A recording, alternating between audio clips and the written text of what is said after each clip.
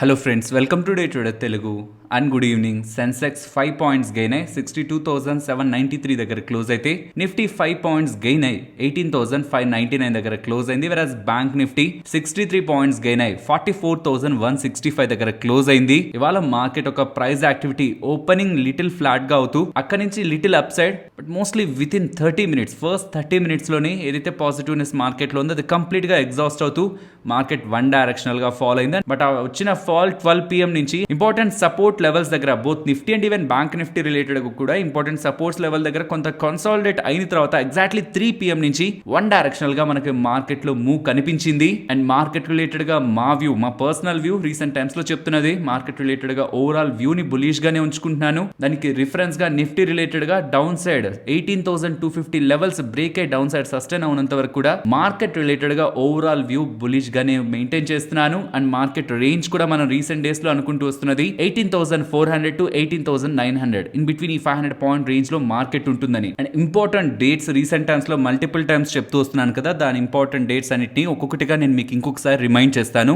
First thing, June 8th మనకి RBI meeting ఒక outcome ఉంటది. Next June 13 US CPI inflation data update ఉంటది. దాని తర్వాత June 14th నైట్ మనకి యుఎస్ ఫెడ్ మీటింగ్ ఒక అవుట్కమ్ ఉంటుంది. So CPI data 13th night మనకి మార్కెట్ క్లోజ్ అయ్యాక ఈవినింగ్ వచ్చిన డేటాకి తర్వాత రోజు ఈవినింగ్ మనకి యుఎస్ ఫెడ్ వాళ్ళ డెసిషన్ ని అప్డేట్ చేస్తారు. మీన్ వైల్ ఈ 13-14 యుఎస్ సిపిఐ అండ్ ఫెడ్ ముందే మనకి June 8th నే ఆర్బీఐ వాళ్ళ ఒపీనియన్ ని ఇంట్రెస్ట్ రేట్స్ రిలేటెడ్ గా ఎకానమీ రిలేటెడ్ గా అప్డేట్ చేస్తారు. ఇవి గ్లోబల్ గా ఈవెన్ డొమెస్టిక్ గా ఉంటున్న ఇంపార్టెంట్ ఈవెంట్స్. ఇక ఎఫ్ఐఎస్ గురించి మాట్లాడుకుంటే లాస్ట్ 3 కన్సిక్యూటివ్ ట్రేడింగ్ సెషన్స్ నుంచి ఎఫ్ఐఎస్ సెల్లర్స్ గా టర్న్ అయ్యారు. అంతకు ముందు చాలా trading sessions, almost 22-24 trading sessions వరకు కూడా కంటిన్యూస్ గా బయాస్ గా ఉంటున్న ఎఫ్ఐఎస్ కాస్త లాస్ట్ ఫ్యూ ట్రేడింగ్ సెషన్స్ నుంచి సెల్లర్స్ గా మెయింటైన్ చేస్తున్నారు. And present net long and short activity 50-50% దగ్గరగా ఉంది. అటు పాజిటివ్ గా లేదు, అటు నెగిటివ్ గా కూడా లేదు.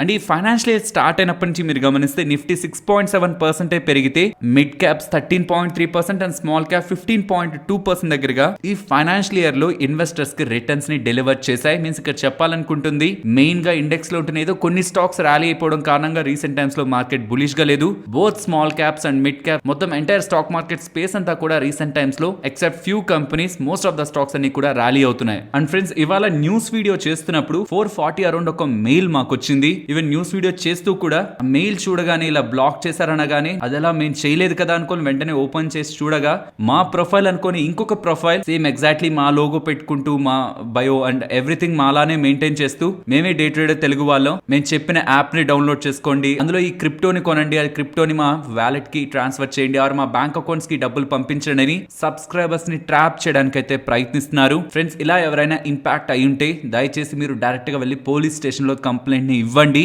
సో అలా అయితే వదిలేదు, కామ్ గా ఓకే పోయిందా అనుకోని అలా అయితే వదిలేదు. నేను ఇద్దరి దగ్గర ఇలానే పోలీస్ కంప్లైంట్లను ఇప్పించాను. అండ్ అవతల వ్యక్తులపై ఒక కఠిన చర్యలు అయితే పోలీస్ వాళ్ళు కూడా తీసుకున్నారు. సో మీరు డైరెక్ట్ గా ఏ ప్రొఫైల్ నుంచి అయితే మీకు ఇలాంటి యాక్టివిటీ జరిగిందో ఆ ప్రొఫైల్ ని వాళ్ళకి చెప్తూ నార్మల్ పోలీస్ స్టేషన్ దగ్గరగా ఉన్న పోలీస్ స్టేషన్ లో కూడా చీటింగ్ కేసు ని మీరు ఫైల్ చేయొచ్చు. అండ్ ఈ వీడియో చూస్తున్న ప్రతి ఒక్కరికి కూడా నేను ఇది చెప్పాలనుకుంటున్నాను, మన ఛానల్ రిలేటెడ్ గా స్టార్ట్ చేసిన ఇన్ని సంవత్సరాల్లో ఒక్కసారి కూడా ఇలా మేము ఇది స్టార్ట్ చేస్తున్నాం, ఇలా మీరు ఇది పే చేయండి, మాకు ఇది ఇవ్వండి, ఇది ఇస్తేనే మీకు ఇది పే చేస్తాం, లేకపోతే ఇలా ఇస్తేనే మీకు ఇది చెప్తామని మేము ఇప్పటి వరకు 1 రూపీని కూడా మేము కలెక్ట్ చేయలేదు. అండ్ ఫ్యూచర్ లో ఎప్పటికీ కూడా కలెక్ట్ చెయ్యం. సో ఈవెన్ మన అఫీషియల్ అకౌంట్ నుంచి మీకు ఆ మెసేజ్ వస్తున్నా ఒకటే గుర్తుంచుకోండి, అకౌంట్ హ్యాక్ అయితేనే మీకు ఆ మెసేజ్ వస్తుంది, కానీ మా ఇండివిజువల్ గా మేము అలాంటి మెసేజెస్ ఎప్పటికీ పంపం. అండ్ ఇలాంటి ఫేక్ అకౌంట్స్ ఎన్నో బ్లాక్ చేస్తున్నా, ఎన్నో పోలీస్ కంప్లైంట్లు ఇస్తున్నా, ఎన్నో చేస్తున్నా, అగైన్ కొత్త అకౌంట్లు ఎంత చాలా ఈజీ కదా క్రియేట్ చేసుకుంటూ వస్తున్నారు. కాబట్టి మనకి అవగాహన లేనంత వరకు, మనం అవేర్నెస్ లోకి రానంత వరకు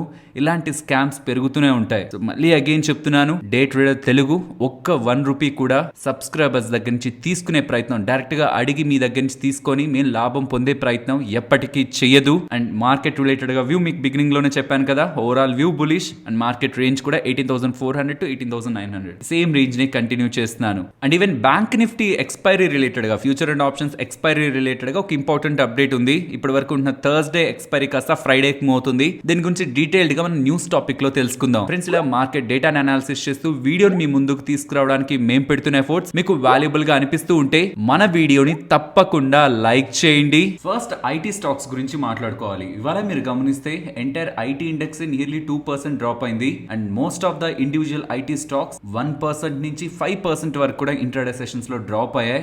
సడన్ గా గ్యాప్ డౌన్ అవుతుండడం, ఆఫ్టర్ గ్యాప్ డౌన్ కూడా ఇంతలా ఫాలో అవుతుండడం బ్యాక్ ఉంటున్న ఇంపార్టెంట్ రీజన్ గ్లోబల్ గా ఉంటున్న important software or IT company అయిన ఈపామ్ వాళ్ళు వాళ్ళ రిలేటెడ్ గా బిజినెస్ గైడెన్స్ ని తగ్గించారు. అండ్ దాంతోనే స్టాక్ మీరు గమనించారా, ఇక్కడ ఈపామ్ స్టాక్ ఈ అప్డేట్ తర్వాత స్టాక్ ప్రైస్ లో నియర్లీ 22% దగ్గరగా డ్రాప్ కనిపించింది. ఇది చాలా ఇంట్రెస్టింగ్ గా ఉంటుంది బికాస్ ఈ సాఫ్ట్వేర్ కంపెనీ అనేది ఒక సూపర్ గ్రోత్ తో గ్రో అవుతున్న కంపెనీ. మీరు గమనిస్తే క్యాలెండర్ ఇయర్ తో వీళ్ళు రిజల్ట్స్ పోస్ట్ చేస్తుంటారు. క్యాలెండర్ ఇయర్ 2021 లో వీళ్ళ రెవెన్యూ గ్రోత్ 40% ఉంది. క్యాలెండర్ ఇయర్ 2022 లో వీళ్ళ రెవెన్యూ గ్రోత్ 32% ఉంది.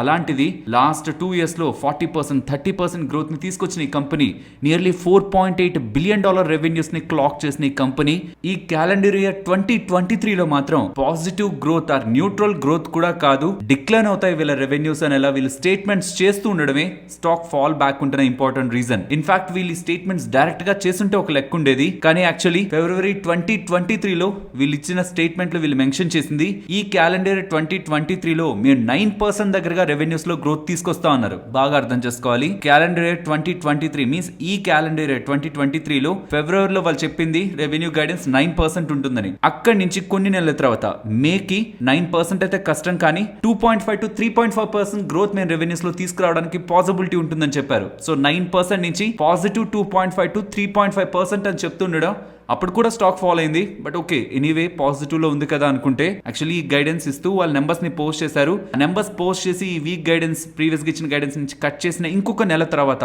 మేలో చెప్పారు కదా, May 5th చెప్పారు ఇది, తర్వాత ఇంకొక నెల తర్వాత అగైన్ మళ్ళీ వాళ్ళు బయటకు వస్తూ పాజిటివ్ 2.5 to 3.5% కూడా మా వల్ల కాదు, నెగిటివ్ గా డిక్లైన్ ఉండొచ్చు, 0.5% ఫాలో అవ్వచ్చు, ఇంకా ఇన్ ద వర్స్ట్ కేస్ 3.5% కూడా డిక్లైన్ అవ్వచ్చు మా రెవెన్యూస్ అని $4.8 బిలియన్ ఆఫ్ రెవెన్యూస్ ని సంపాదిస్తున్న ఈ సంస్థ ఈ స్టేట్మెంట్స్ ని చేస్తూ ఉండడం ఆ పర్టికులర్ స్టాక్ కే కాదు మన ఐటీ ఇండెక్స్ కూడా. ఎందుకు మన ఐటీ ఇండెక్స్ కూడా ఇక్కడ వాళ్ళ ఇండివిజువల్ బిజినెస్ రిలేటెడ్ గా వాళ్ళు మార్చిన మాటలు నెలల వ్యవధిలోనే ఉన్నాయి. ఫిబ్రవరిలో 9% అన్నారు, మేలో 2.5% అన్నారు, అదే ఇంకొక నెలకి జూన్ కి వచ్చేసరికి 3.5% డిక్లైన్ అవడానికి ఛాన్స్ ఉందన్నారు. మీన్స్ గత కొద్ది నెలలుగా ఐటీ కంపెనీస్ రిలేటెడ్ గా ఉంటున్న క్లయింట్స్ వాళ్ళ ఆర్డర్స్ రిలేటెడ్ గా deal pipe line means previous గా వాళ్ళు ఎస్ మీ కంపెనీ రిలేటెడ్ గా మేము ఈ ఆర్డర్స్ ఇస్తాం, మేము ఈ ప్రాజెక్ట్స్ అనుకుంటున్నామని ఏదైతే డీల్ పైప్ లైన్ ఉందో దాన్ని డిలే చేస్తున్నారని చెప్తున్నారు. అండ్ ఈవెన్ ఈ ఆర్డర్ కన్వర్జన్స్ కూడా ప్రీవియస్ గా వాళ్ళు చెప్పిన మాటలు లైక్ అనుకున్న ఒక ₹100 ఖర్చు పెట్టాలనుకుంటున్నాం మా డిజిటలైజేషన్ ప్రాజెక్ట్స్ రిలేటెడ్ గా అని చెప్తే ఇప్పుడు 100 కాదు ఒక $80 or $50 ఖర్చు పెట్టాలనుకుంటున్నాం అని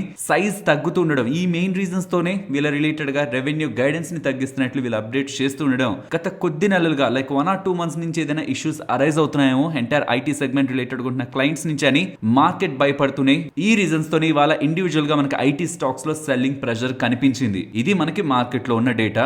బట్ పర్సనల్ గా నా ఒపీనియన్ ఇప్పుడు ఏదైతే మనం ఈపామ్ అని మాట్లాడుకున్నామో వీళ్ళ రిలేటెడ్ గా majority of revenues discretionary sectors నుంచే వస్తూ ఉంటాయి. లైక్ ఖచ్చితంగా మనం స్పెండ్ చేయాలనుకున్న సెక్టార్స్ దగ్గర నుంచి వీళ్ళకి రాదు. లైక్ ఫైనాన్షియల్ సర్వీసెస్ కానీ ఎఫ్ఎంసీజీ మ్యానుఫ్యాక్చరింగ్ ఇలా ఖచ్చితంగా మనం స్పెండ్ చేయాలనుకున్న సెక్టార్స్ కాకుండా డిస్క్రిషనరీ స్పెండింగ్స్ అవుట్ ఆఫ్ ఆ పాకెట్స్ నుంచి వీళ్ళకి డబ్బులు వస్తుంటుంది. కాబట్టి ఈ రీసెంట్ టైమ్స్ లో డిస్క్రిషనరీ స్పెండింగ్ రిలేటెడ్ ఉంటున్న క్లయింట్స్ మేబీ వాళ్ళ రిలేటెడ్ గా ప్రాజెక్ట్స్ ని ఆర్ ఆర్డర్స్ ని తగ్గించుకుంటున్నారేమో. బట్ మన ఇండియన్ కంపెనీస్ ఇండియన్ కంపెనీ కూడా నాకు తెలిసినంత వరకు కంప్లీట్ గా డిస్క్రిషనరీ సెగ్మెంట్ లో లేదు. Either legacy segment or maintenance segment or cost optimization segments లో మనం most of the Indian IT companies work చేస్తుంటాయి. కాబట్టి డిస్క్రిషనరీ సెగ్మెంట్ లో కూడా ఉన్నాయి. But out and out complete గా discretionary segment or majority of revenues 60-70-80% revenues discretionary segment నుంచి సంపాదిస్తున్న ఐటీ కంపెనీస్ మనం చూసే ఇండియన్ ఐటీ స్టాక్స్ లో అయితే కనిపించవు. సో కాబట్టి ఈ ఇంపాక్ట్ మన ఇండియన్ ఐటీ స్టాక్స్ కూడా ఎగ్జాక్ట్ గా వర్క్ అవుతుందంటే అది సందేహమే. కానీ డిస్క్రిషనరీ స్పెండింగ్ రిలేటెడ్ గా క్లయింట్స్ తగ్గించుకుంటున్నారంటే మరి ఇతర క్లయింట్స్ రిలేటెడ్ గా కూడా అలాంటి ఇంపాక్టే ఉంటుందని ఒక అజంప్షన్ కి మనం వెళ్తే means only impact discretionary spending related ఉన్న క్లయింట్స్ కే కాదు ఇతర క్లయింట్స్ కూడా వాళ్ళ రిలేటెడ్ గా స్పెండింగ్ ని ఐటీ కంపెనీస్ రిలేటెడ్ ఇస్తున్న ఆర్డర్స్ ని తగ్గించుకుంటారనే ఒక ఒపీనియన్ కి మనం వెళ్తే అది డెఫినెట్లీ మనం పాజిటివ్ గానే చూడాలి. బికాస్ ఇలాంటి అన్సర్టనిటీస్ ఉంటున్నప్పుడే మనకి స్టాక్స్ కరెక్ట్ అవుతాయి. ఇన్ ద గ్రాడ్యువల్ వ్యూ నేను చూస్తున్న సెక్టార్స్ లో ఫార్మా కానీ ఐటీ కానీ ఎఫ్ఎంసీజీ కానీ even banking and financial segments లో కూడా ఎప్పుడైనా మంచి opportunity 20-30% index or individual stocks correct అవుతున్నప్పుడు లాంగ్ టర్మ్ వ్యూ ఉంటున్న వాళ్ళు స్లోగా అక్యుములేట్ చేసుకుంటూ వెళ్ళడానికి ఇలాంటి అన్సర్టనిటీసే మనకు ఒక ఎంట్రీని ఆర్ ఆపర్చునిటీని క్రియేట్ చేస్తుంటాయి. కాబట్టి as of now Indian companies related గా ఇప్పుడుంటున్న డేటా ప్రకారం అయితే ఎక్కడ మనకి రెడ్ అలర్ట్ లేదు. బట్ అప్కమింగ్ టైమ్స్ లో కంపెనీస్ బయటకు వచ్చి ప్రీవియస్ గా ఇచ్చిన గైడెన్స్ ని మార్చుకునే ప్రయత్నం చేస్తే మన ఇండియన్ ఐటీ కంపెనీస్ లో కూడా ప్రెషర్ ని చూడడానికి పాసిబిలిటీ ఉంటుంది. బట్ గుర్తుంచుకోవాలి, ఇవన్నీ మోస్ట్లీ 4 to 6 క్వార్టర్స్, మాక్సిమం ఒక 8 క్వార్టర్స్ వరకు కూడా ఉండే ఇష్యూస్. బై హిస్టారికల్ డేటా చెప్తున్నాను. మీన్స్ 1 to 2 ఇయర్స్ లో ఈ స్లో డౌన్, ఈ అన్సర్టనిటీ, క్లైంట్ స్పెండింగ్, ఈ మాటలన్నీ కూడా మనం ఏ సెక్టార్ రిలేటెడ్ గా ఇలాంటి వీక్నెస్ ఉంటున్నా సైకిల్ అనేది మళ్ళీ టర్న్ అవుతూ రిపీట్ అవుతూ ఉండాలి. కాబట్టి ఏదైనా పర్టికులర్ సెక్టార్ రిలేటెడ్ గా మీకు నచ్చిన స్టాక్స్ వాచ్ లిస్ట్ లో యాడ్ చేసి ఉంచుతూ వాటి రిలేటెడ్ గా ఎంటైర్ ఇండస్ట్రీలో వస్తున్న స్లో డౌన్ ని ఒక ఆపర్చునిటీగా తీసుకోవడమే లాంగ్ టర్మ్ ఇన్వెస్టర్స్ కి ముందుంటున్న one of the best option. Next ఒక ఇంపార్టెంట్ అండ్ బిగ్ అప్డేట్ మనకి ఎన్ఎస్సి వాళ్ళ దగ్గర నుంచి వస్తుంది. ఫస్ట్ అప్డేట్ ఏంటో తెలుసుకుందాం. తర్వాత ఈ అప్డేట్ అసలు ఎందుకు చేశారు, దీని రిలేటెడ్ గా ఎవరికి ఎలాంటి ఇంపాక్ట్ ఉంది, ఇది గమనించే ప్రయత్నం చేద్దాం. So first Nifty bank, means bank Nifty related గా, నిఫ్టీ రిలేటెడ్ గా ఇప్పటి వరకు ఎక్స్పైరీ ఎలా ఉంది, థర్స్డేనే ఎక్స్పైరీ ఉంది కదా. కానీ జూలై 14th ఎక్స్పైరీ నుంచి, ఆ ఎక్స్పైరీ నుంచి వీక్లీ కానీ మంత్లీ కానీ ఏ కాంట్రాక్ట్ లో అయినా నిఫ్టీ మాత్రం థర్స్డేనే ఎక్స్పైర్ అవుతుంది. థర్స్డేనే ఎక్స్పైరీ డే. ఇఫ్ ఒకవేళ థర్స్డే హాలిడే అయితే దానికి ముందున్న వర్కింగ్ డే రోజు ఎక్స్పైరీ ఉంటుంది. ఇది కేవలం నిఫ్టీకి మాత్రం. అదే బ్యాంక్ నిఫ్టీకి అయితే ఫ్రమ్ జూలై 14th కాంట్రాక్ట్స్, ఆ వీక్లీ కాంట్రాక్ట్ నుంచి స్టార్ట్ చేస్తే ఇంకా అన్ని కాంట్రాక్ట్స్ అంతటికి కూడా బ్యాంక్ నిఫ్టీ ఒక ఎక్స్పైరీ ఫ్రైడేనే ఉండబోతుంది. సో ఇది ఇమీడియట్ గా కాదు, జూలై 14th ఎక్స్పైరీ నుంచి ఇది మనకు కనిపిస్తుంది. జూలై 14th ఫ్రైడే, ఆ రోజే మనకి బ్యాంక్ నిఫ్టీ ఎక్స్పైర్ ఉంటుంది. దానికి ముందు రోజు నిఫ్టీ ఎక్స్పైర్ అయి ఉంటుంది. ఇన్ సింపుల్ టర్మ్స్ ఇక్కడ నుంచి కొన్ని వారాల పాటు మాత్రమే మనకి బ్యాంక్ నిఫ్టీ థర్స్డే ఎక్స్పైర్ అవుతుంది. తర్వాత జూలై 14th ఎక్స్పైరీ నుంచి కూడా మనం బ్యాంక్ నిఫ్టీని థర్స్డే కాదు ఫ్రైడే ఎక్స్పైరీ చూడబోతున్నాం. ఆల్రెడీ ఎన్ఎస్సి వాళ్ళకి మల్టిపుల్ ప్రొడక్ట్స్ ఉన్నాయి. లైక్ ఫిన్ నిఫ్టీ తీసుకోండి, ట్యూస్డే ఎక్స్పైరీ ఉంది. అదే మిడ్ క్యాప్ రిలేటెడ్ గా ఎఫ్ఎన్ఓ కాంట్రాక్ట్స్ వెనస్డే ఎక్స్పైర్ అవుతాయి. ఇప్పటి వరకు Nifty bank Nifty Thursday expire అయ్యేవి, కానీ ఇప్పుడు Nifty Thursday and upcoming days లో అయితే బ్యాంక్ నిఫ్టీ ఫ్రైడే ఎక్స్పైర్ అవుతుంది అంటున్నారు. ఇలా చూస్తే ట్యూస్డే, వెనస్డే, థర్స్డే, ఫ్రైడే ఈ 4 డేస్ కూడా కంప్లీట్ గా మనకి ఎక్స్పైరీస్ అయితే ఉండబోతున్నాయి. సరే, ఈ చేంజ్ తీసుకురావడం బ్యాక్ ఉంటున్న ఇంపార్టెంట్ రీజన్ ఏంటి? నేను పర్సనల్ గా అనుకుంటుంది బిఎస్సి వాళ్ళు. ఫ్రెండ్స్, బిఎస్సి వాళ్ళు ఒక డికేడ్, లాస్ట్ 10 years నుంచి కూడా ఎఫ్ఎన్ఓ రిలేటెడ్ గా వాళ్ళ బిజినెస్ ని పెంచుకోవడానికి చాలా ప్లాన్స్ చేశారు. కానీ ఏది కూడా పెద్దగా వర్కౌట్ అవ్వలేదు. అని తీసుకున్న ప్రతి ప్లాన్, మీన్స్ చేసిన ప్రతి అనౌన్స్మెంట్ తర్వాత ఎన్ఎస్సి వాళ్ళు ఎప్పుడు కూడా రియాక్ట్ అవ్వలేదు. కానీ for the first time in the history BSc వాళ్ళు రీసెంట్ గా చేసిన స్టేట్మెంట్స్ కి ఎన్ఎస్సి వాళ్ళు రియాక్ట్ అవుతున్నట్లయితే కనిపిస్తుంది. బికాస్ బిఎస్సి వాళ్ళు ఎఫ్ఎన్ఓ రిలేటెడ్ గా ఉన్న కాంట్రాక్ట్స్ లైక్ సెన్సెక్స్ కానీ అండ్ బ్యాంక్ ఎక్స్ కానీ వీటి రెండింటి రిలేటెడ్ గా లాట్ సైజ్ ని తగ్గించారు అండ్ ఎక్స్పైరీని కూడా ఫ్రైడే పెట్టారు. ఎందుకని? థర్స్డే ఎన్ఎస్సి లో ఎక్స్పైరీ అయిపోతే ఫర్దర్ గా ఫ్రైడే బిఎస్సి లో ఎక్స్పైరీ రన్ అవుతుంటే వోల్టాలిటీ ఆర్ కొంత లిక్విడిటీ పెరుగుతుందేమో అని. కానీ ఎక్కడ మార్కెట్ షేర్ బిఎస్సి వాళ్ళు గెయిన్ అవుతారో థర్స్డే ఎక్స్పైరీ తర్వాత ట్రేడర్స్ ఎక్కడ బిఎస్సి లో ఫ్రైడే ఎక్స్పైరీని ట్రేడ్ చేయడానికి ప్రయత్నిస్తారన్న ఒక బెనిఫిట్ ఆఫ్ డౌట్ తో ఇక్కడ ఎన్ఎస్సి వాళ్ళు కూడా ఇప్పటి వరకు థర్స్డే ఎక్స్పైర్ అవుతున్న బ్యాంక్ నిఫ్టీని ఫ్రైడే ఎక్స్పైరీకి చేంజ్ చేస్తూ ఫ్రైడే కూడా ఎన్ఎస్సి ప్లాట్ఫామ్ రిలేటెడ్ గానే ట్రేడర్స్ యాక్టివ్ గా ఉండేలా ఈ ఇంపార్టెంట్ స్టెప్స్ ని తీసుకుంటున్నట్లయితే అర్థమవుతుంది. కాబట్టి మీరు గమనించండి, ఈ అప్డేట్ తర్వాత బిఎస్సి స్టాక్ లో మనకి సెల్లింగ్ ప్రెషర్ కనిపించింది. సో అగైన్ ఇక్కడ కూడా మీరు సర్క్యులర్ లో చూడొచ్చు, ఇమీడియట్ గా మనకి బ్యాంక్ నిఫ్టీ ఫ్రైడే ఎక్స్పైర్ అవ్వదు. జూలై 14th కాంట్రాక్ట్ ఉందా, అదే ఫస్ట్ ఫ్రైడే ఎక్స్పైర్ అవబోతున్న కాంట్రాక్ట్. ఇక అక్కడి నుంచి ప్రతి ఫ్రైడే మనకి బ్యాంక్ నిఫ్టీ రిలేటెడ్ గా ఎక్స్పైరీ ఉంటుంది, థర్స్డే మనకి నిఫ్టీ రిలేటెడ్ గా ఎక్స్పైరీ ఉంటుంది.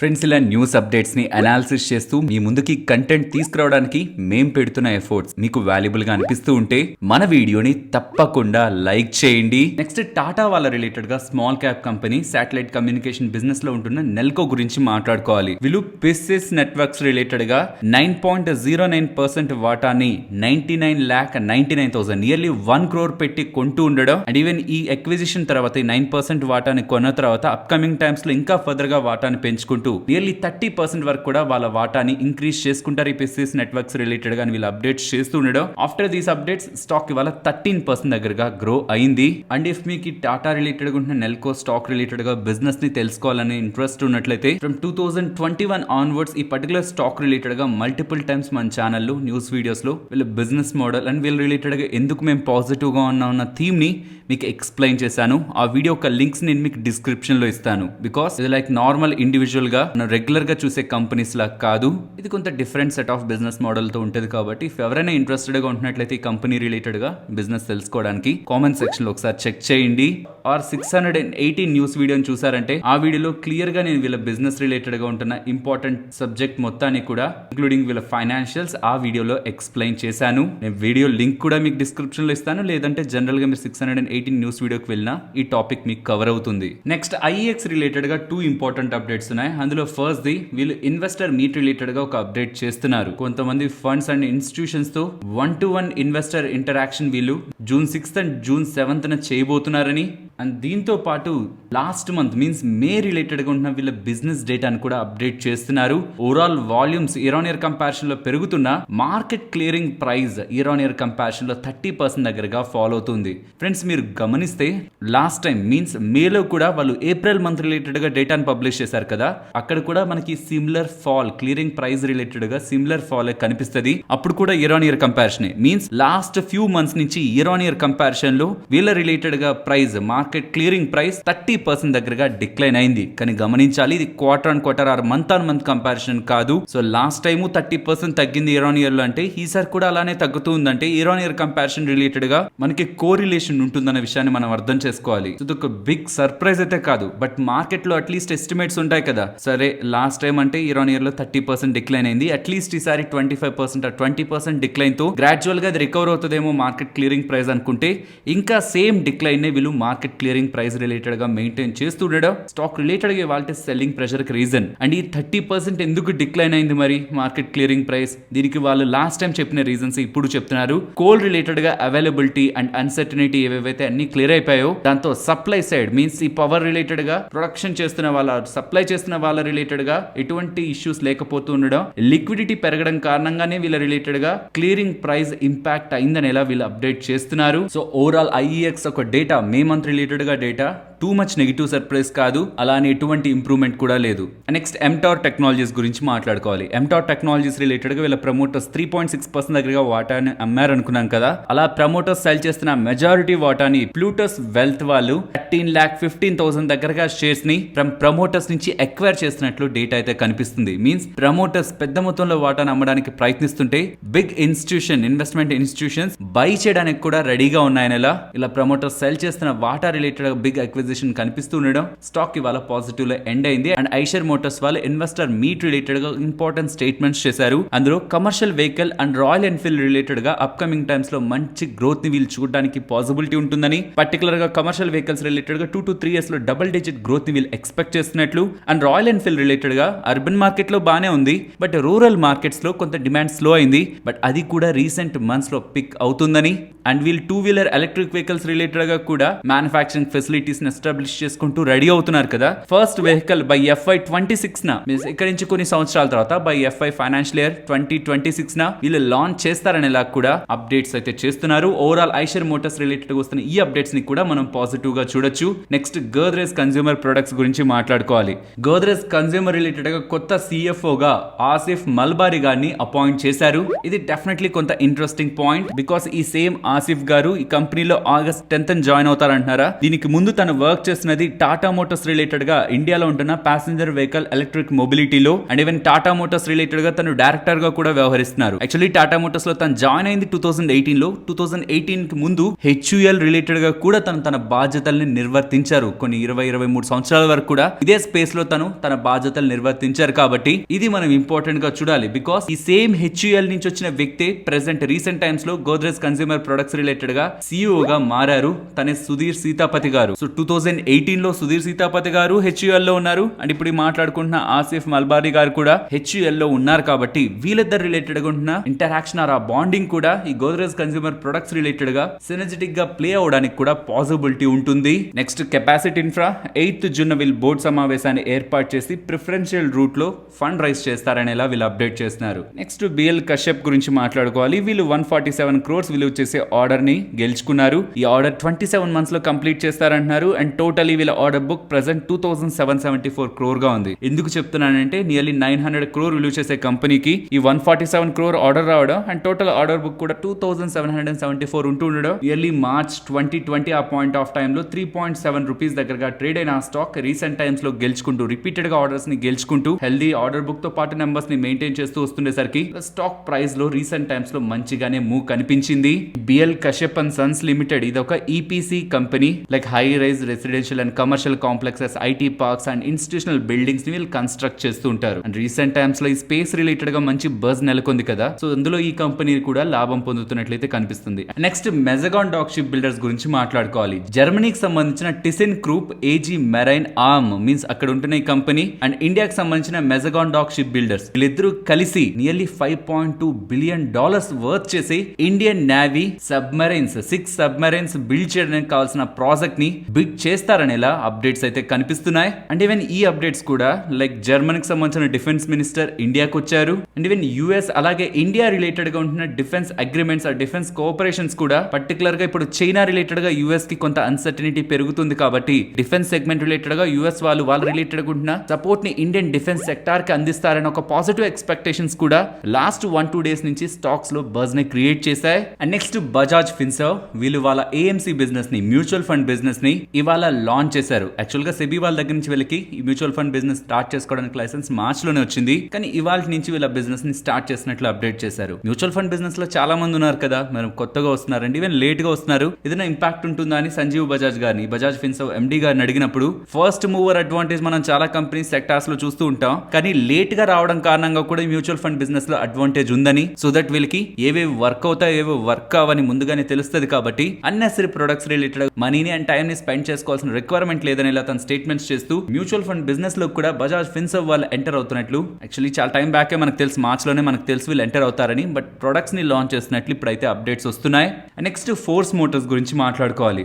రీసెంట్ గా వీళ్ళు నెంబర్స్ ని పోస్ట్ చేశారు. నెంబర్స్ పోస్ట్ చేసినప్పుడే స్టాక్ 20% అప్పర్ సర్క్యూట్ లోకి వెళ్ళింది అండ్ తర్వాత కూడా గ్రాడ్యువల్ గా స్టాక్ పెరుగుతూ వచ్చింది. అండ్ ఇవాళ వాళ్ళ సేల్స్ డేటాని, మే మంత్ కి సంబంధించిన సేల్స్ డేటాని అప్డేట్ చేశారు. ఎంటైర్ మేలో 2600 యూనిట్స్ ని సెల్ చేశారంటున్నారు. అదే లాస్ట్ మంత్ మేకు ముందు ఏప్రిల్ మంత్ తో కంపేర్ చేసాం అనుకోండి, ఏప్రిల్ నెలలో కేవలం 2042 యూనిట్స్ మాత్రమే సెల్ చేశారు. అదే లాస్ట్ ఇయర్ మే తో కంపేర్ చేస్తే లాస్ట్ ఇయర్ మేలో 2026 సెల్ చేశారు. సో అలా చూస్తే ఇప్పుడు వస్తున్న మే మంత్ సేల్స్ డేటాని మేకు ముందు ఉంటున్న ఏప్రిల్ నెలతో కంపేర్ చేసిన, లాస్ట్ ఇయర్ మే తో కంపేర్ చేసిన నియర్లీ 30% దగ్గరగా సేల్స్ లో ఇంప్రూవ్మెంట్ వస్తూ ఉండడం స్టాక్ ఇవాళ 12% దగ్గరగా ర్యాలీ అయింది. అండ్ గమనిస్తే from May 29 means May ending నుంచి ఇప్పటి వరకు స్టాక్ 50% దగ్గరగా పెరిగింది. మీన్స్ నియర్లీ 6 ట్రేడింగ్ సెషన్స్ లో ఆల్మోస్ట్ 50-60% దగ్గరగా స్టాక్ ప్రైస్ అప్ సైడ్ కి మూవ్ అయింది, పర్టికులర్ గా ఆఫ్టర్ రిజల్ట్స్ నుంచి. నెక్స్ట్ మాన్ అల్యూమినియం గురించి మాట్లాడుకోవాలి. అల్యూమినియం రిలేటెడ్ గా బిజినెస్ చేసే మెటల్ కంపెనీ రిలేటెడ్ గా జూన్ 9th బోర్డ్ మీటింగ్ ని కండక్ట్ చేయబోతున్నారని, అండ్ ఆ జూన్ 9 బోర్డ్ మీటింగ్ లో